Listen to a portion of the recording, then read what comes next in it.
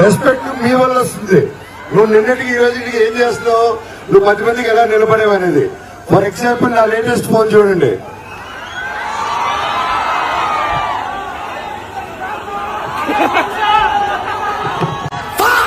ఇది రియాలిటీ.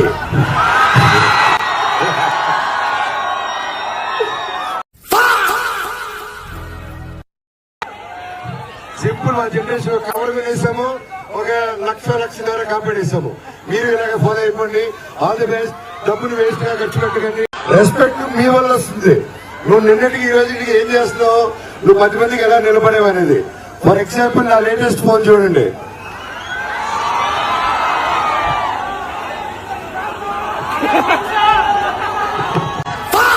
ఇది రియాలిటీ.